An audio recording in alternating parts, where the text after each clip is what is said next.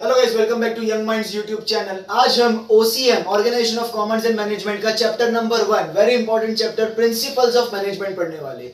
Now principles of management sir, chapter के नाम में मैनेजमेंट वर्ड है। मैनेजमेंट वर्ड का मतलब क्या होता है? जैसे आपने देखा रहेगा सर, अपना ये जो एग्जांपल है वो घर में देखने मिलता है अपन को। हमारा जो घर होता है उसमें हमारी जो मॉम होती है, मम्मी होती है, वो पूरे घर को कैसे संभालती है।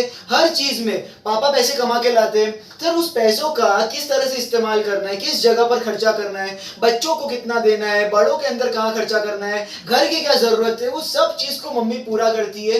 तो मम्मी भी एक तरह से मैनेजमेंट कर रही है। तो मैनेजमेंट का बेसिक एक वर्ड में अगर मतलब बताऊंगा तो क्या होता है? संभालना।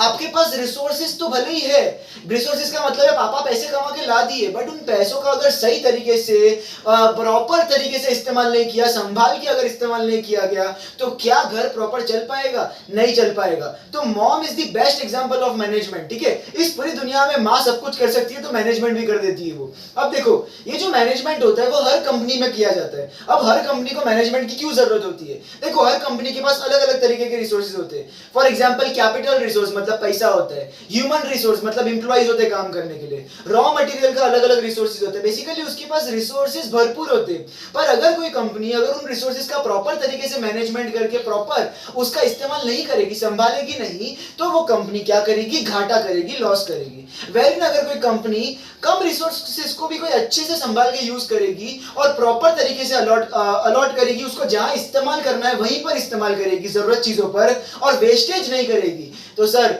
उनका मैनेजमेंट प्रॉपर है और वो कंपनी क्या करेगी? बहुत जल्दी आगे भी बढ़ेगी और डेवलप भी करेगी। सो मैनेजमेंट का बेसिक मतलब क्या होता है? आपके पास जो रिसोर्सेज अवेलेबल है उनका प्रॉपर तरीके से इस्तेमाल करो और उनको एलोकेट इस तरह से करो ताकि आपको अच्छे से अच्छा प्रॉफिट कमा सको और वेस्टेज बिल्कुल भी ना हो। तो एक बेसिक इंट्रोडक्टरी पार्ट पढ़ते, कुछ पॉइंट्स। ये पॉइंट्स मैंने ऐसे लिखे, छाट छाट के निकाले, बहुत सारे बड़े बड़े पैराग्राफ्स में से। अब ये पॉइंट्स क्या है ना, पूरा का पूरा ऐसे, ये जितने पॉइंट्स दिए ये सारे पॉइंट्स आप डायरेक्टली आंसर में लिख सकते हो। एकदम इंपॉर्टेंट पॉइंट्स ही निकाल के रखे मैंने। First point, management is the key to success in achievement of goals. अब बेसिकली मैनेजमेंट अगर किसी भी कंपनी में नहीं होगा तो भैया वहां पे जो गोल्स है, उनका जो एम है, वो कभी भी अचीव नहीं होगा। क्योंकि अगर कोई भी चीज संभाल के प्रॉपर तरीके से यूज नहीं हो रही तो वो बीचों बीच ही खत्म हो जाएगी, लास्ट तक टिकी नहीं पाएगी। Second point, management sets strategic goals in accordance with vision and mission of the organization. हर ऑर्गेनाइजेशन के दो स्टेटमेंट्स होते हैं, दो चीजें होती है, that is vision and mission. मतलब वो क्या पाना चाहती है और वो अगले कुछ सालों में कहां तक पहुंचना चाहती है। सर ये बेसिकली एम होता है कि भाई कंपनी को यहां तक, इस मुकाम तक पहुंचना है। अब अगर मालूम है कि मेरी कंपनी को 5 साल में दुनिया की सबसे नंबर 1 कंपनी बननी है, तो सर मुझे इस तरह से मैनेजमेंट करना पड़ेगा कि 5 साल या उससे कम में ही मैं वहां पर मेरा गोल अचीव कर लूं। तो ये मैनेजमेंट ही काम कर पाएगा वहां पर। अच्छा, third point, it harmonises all functions of business organisation. एक बिजनेस, एक ऑर्गेनाइजेशन के अंदर बहुत सारे काम होते हैं। मैनेजमेंट क्या करता है? मैनेजमेंट हमको ये सिखाता है कि बिजनेस के अलग अलग कामों को एक साथ, एकजुट, यूनिटी के साथ, अगर आप एकता के साथ अगर सारे डिपार्टमेंट को लेके चलोगे, काम करोगे, मैनेज करोगे, संभालोगे, तो सर एकता में ही शक्ति होती है, बरोबर। अगर सारे के सारे डिपार्टमेंट एक साथ अच्छे से काम करेंगे तो अचीवमेंट ऑफ गोल बहुत जल्दी हो जाएगा।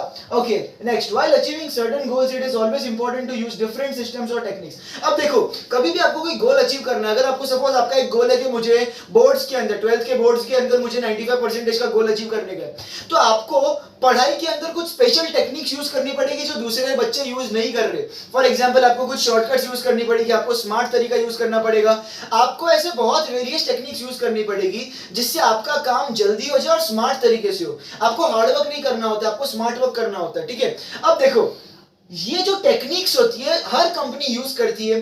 अब हर कंपनी यूज जरूर करती है, बट कुछ कंपनियां ऐसी होती है जो डिफरेंट टेक्निक्स यूज करती है, जो एक ऐसी टेक्निक यूज करती है। अब देखो, जिसकी टेक्निक अच्छी होगी बेसिकली वही कंपनी ज्यादा अच्छे से आगे बढ़ पाएगी और जल्दी बढ़ पाएगी, आगे फास्ट ग्रोथ दिखा पाएगी, फास्ट डेवलपमेंट होगा। बट अगर टेक्निक्स और प्रिंसिपल्स ही अच्छे नहीं होंगे तो क्या वो आगे बढ़ पाएगी? सर नहीं बढ़ पाएगी। अच्छा, इन टेक्निक्स को हम क्या बोलते हैं? These techniques are called as principles. इन टेक्निक्स का नाम होता है, OCM की भाषा में हम क्या बोलेंगे? प्रिंसिपल्स। ठीक है, अब principles, sir management principles are form to guide and influence the behaviour of employees. अब देखो, बेसिकली जो प्रिंसिपल्स होते हैं, मैनेजमेंट के जो प्रिंसिपल्स है, मैनेजमेंट की जो रूल्स रेगुलेशंस है, बेसिकली गाइडलाइंस बोलते हैं, वो क्यों बनाए गए? वो एक कंपनी के अंदर जो एम्प्लॉइज है, जो लोग काम कर रहे हैं, उनको एक दिशा दिखाने के लिए, उनको एक प्रॉपर डायरेक्शन देने के लिए, उनको अच्छी तरीके से गाइड करने के, भाई सही रास्ते पे चलना है, आपको अच्छे से इस तरह से मेहनत करके काम करना है, कभी भी चीटिंग फ्रॉड ये सब नहीं करना है। बेसिकली ये गाइडलाइंस ऐसी होती है जिससे एक एम्प्लॉय को पता चले कि ऑर्गेनाइजेशन के अंदर किस अच्छे टेक्निक से काम करूं तो फटाफट गोल अचीव हो सके। तो बेसिकली ये जो प्रिंसिपल्स होते हैं मैनेजमेंट के, वो क्या करते हैं, मुझे गाइड करते हैं as an employee in the company. ठीक है, इंट्रोडक्टरी पार्ट हमारा खत्म होता है। हमारा एक इंपॉर्टेंट आंसर पढ़ना है अपन को, नेचर ऑफ मैनेजमेंट प्रिंसिपल्स, कि भाई मैनेजमेंट प्रिंसिपल्स किस तरह का काम करते हैं, वो क्या सिखाना चाहते हैं अपन को बेसिकली। तो इसके लिए एक शॉर्ट ट्रिक बनाई हमने। अंडर ग्रेजुएट प्रियंका छपरी ने फूल बनाया आमिर को। क्या? अंडर ग्रेजुएट प्रियंका छपरी ने फूल बनाया आमिर को। सर यहाँ पे जितना सर्कल के अंदर है वो कुछ काम का नहीं है, सिर्फ सर्कल के बाहर कैपिटल लेटर्स वाला काम का है। अब देखो यू से आता है यूनिवर्सल एप्लीकेशन। अब देखो ये जो प्रिंसिपल्स है, जो रूल्स रेगुलेशंस हैं, वो यूनिवर्सल एप्लीकेशन, यूनिवर्सल मतलब पूरी दुनिया के अंदर जितनी भी कंपनीज है, जितने भी बिजनेस है, जितने भी फॉर्म्स है, वहां हर जगह मान्य है, वहां हर जगह ये इस्तेमाल हो सकते हैं, क्योंकि ये बिजनेस एप्लीकेशन हर बिजनेस फॉर्म के लिए बने, हर बिजनेस मॉडल के लिए बने हुए। वो कोई भी बिजनेस ले लो, वो अगर एक सिंपल वड़ा पाव वाला है या तो फिर एक बड़ी multinational company, for example Reliance हो गया, टाटा हो गया, आप किसी भी बिजनेस के अंदर वो एप्लीकेशंस, वो रूल्स रेगुलेशन को फॉलो करोगे, आपको अच्छा ही रिजल्ट मिलने वाला है। इसके लिए अब फॉर एग्जांपल अगर जर्मनी की कोई कंपनी है, इंडिया की कोई कंपनी है, अमेरिका की कोई कंपनी है, सर कंपनी है, काम सब जगह एक ही होता है, सबका मोटो एक ही होता है, प्रॉफिट कमाने का। तो ये जो एप्लीकेशन है वो किसी भी देश की कंपनी होने दो, सब जगह यूज कर सकते हैं। नेक्स्ट इज सर जी से आता है जनरल गाइडलाइंस। जनरल गाइडलाइंस का बेसिक मतलब होता है कि भाई ये हमको बेसिक चीज सिखाता है। ये जो एप्लीकेशन, जो प्रिंसिपल्स होते हैं, रूल्स रेगुलेशन, वो हमको एक बेसिक चीज सिखाता है। वो क्या होता है कि भाई आपको अच्छे से काम करना है, सही तरीके से काम करना है और अच्छी टेक्निक्स यूज करके काम करना है। क्योंकि अगर अच्छी टेक्निक आपने यूज नहीं की तो आपका काम जल्दी नहीं होगा और आपका फास्ट ग्रोथ एंड डेवलपमेंट नहीं होगा। नेक्स्ट सर पी से क्या आता है? Principles of form by practice and experiment. अब ऑफ कोर्स ये जो रूल्स रेगुलेशंस बनाए हैं वो किसी ने सोच समझ के बनाए हैं। वो लोगों ने पहले एक्सपेरिमेंट करके देखा है अपनी कंपनी के अंदर और देखा है कि भाई ये एक्सपेरिमेंट करके ये प्रिंसिपल काम करता है कि नहीं करता, क्या इस प्रिंसिपल से हमको अच्छे रिजल्ट मिलते हैं या नहीं मिलते। तो ये बेसिकली एक्सपेरिमेंटेड है। ऐसा नहीं है कि किसी नए इंसान ने आके एक दिन अचानक से बोल दिया कि ये प्रिंसिपल मानना पड़ेगा तो सब लोग मान रहे। नो नो नो, ऐसी कोई बात नहीं है।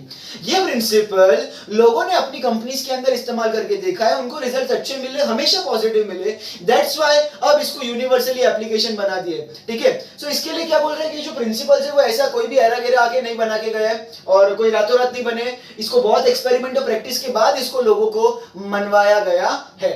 नेक्स्ट सी से आता है cause and effect relationship. Cause and effect relationship का मतलब होता है, प्रिंसिपल हमको सिखाता है कि अगर आप 10 रुपया खर्चा करोगे तो आपके पास 10 रुपया कम हो जाएगा। मतलब किसी को कोई चीज करने से अपन का उसका इफेक्ट क्या होता है। फॉर एग्जाम्पल अगर बहुत मेहनत से आप पढ़ोगे तो उसका इफेक्ट क्या होगा, आपका 12th बोर्ड्स के अंदर अच्छे परसेंटेज आने के इफेक्ट, उसका जो अच्छे परसेंटेज आएगा ये उसका इफेक्ट होगा। पर अगर आप बिल्कुल आलस करोगे, पढ़ाई नहीं करोगे तो आपका 12th बोर्ड्स के अंदर उसका इफेक्ट क्या होगा, बहुत खराब रिजल्ट आएगा। तो प्रिंसिपल अपन को क्या बोलता है कि हमें कोई भी डिसीजन अगर बिजनेस में लेना पड़ेगा तो दो चीज सोचने की, हम अगर कर रहे हैं उसका कॉस्ट क्या होगा और उसका लास्ट में रिजल्ट मतलब इफेक्ट क्या होगा। अगर ये दो चीज सोचे समझे बिना अगर हम कोई भी डिसीजन लेते हैं बिजनेस के अंदर तो हमेशा अपन को नुकसान झेलने के लिए रिस्क रेडी होना, रिस्क फैक्टर आ जाता है वहां पे और उसके लिए हमको रेडी होना जरूरी हो जाएगा। तो हमेशा अपन को सोच समझ के डिसीजन लेना चाहिए कॉज एंड इफेक्ट के हिसाब से। ठीक है, नेक्स्ट ने काम का नहीं, सीधा एफ काम का है। एफ से आपका आता है फ्लेक्सिबिलिटी। अभी देखो ये जो प्रिंसिपल है ना वो फ्लेक्सिबल इन नेचर होते हैं। फॉर एग्जांपल कि मेरी कंपनी के अंदर ऐसा है कि भाई एक प्रिंसिपल ले लेते हैं अपन कि भाई फॉर एग्जांपल अगर मैं लेता हूं कि प्रिंसिपल ऑफ इनिशिएटिव। मेरी कंपनी के अंदर ऐसा है कि भाई सिर्फ 2 लोग काम करते हैं और दोनों के दोनों पार्टनर है ना। प्रिंसिपल ऑफ इनिशिएटिव एक ऐसा, आगे अपन प्रिंसिपल्स पढ़ने ही वाले। प्रिंसिपल ऑफ इनिशिएटिव एक ऐसा प्रिंसिपल है जहां पर अपन को एम्प्लॉइज को एनकरेज करना चाहिए कि भाई आप भी हमारे साथ में नए आइडियाज शेयर करो अपने, ताकि कंपनी को कुछ काम आए, आपका भी इन्वॉल्वमेंट करो कंपनी के अंदर, ये बोलना पड़ता है उनको। ये होता है प्रिंसिपल ऑफ इनिशिएटिव ना। अगर सपोज कि मेरी कंपनी में सिर्फ 2 ही लोग हैं, हम दोनों ही दोनों ही जो है वो बिजनेस के ओनर है, ठीक है, तो हम दोनों ओनर की तरह काम कर रहे हैं, तो हमको एक दूसरे को बोलने की जरूरत है क्या क्या प्रिंसिपल ऑफ इनिशिएटिव कि भाई तुम भी इन्वॉल्वमेंट करो, नहीं, हम दोनों अपनी मर्जी से काम कर रहे हैं। तो यहाँ पे देखो, यहाँ पर हमको इस प्रिंसिपल की जरूरत नहीं है, तो हम इस प्रिंसिपल को अप्लाई करेंगे क्या? नहीं करेंगे। सिमिलरली अगर हम सिर्फ 2 ही लोग हैं काम करने के लिए, तो क्या हमको एम्प्लॉयज को उनको संभालने की जरूरत पड़ेगी? नहीं पड़ेगी सर, एम्प्लॉयज है ही नहीं तो कहां से संभालेंगे।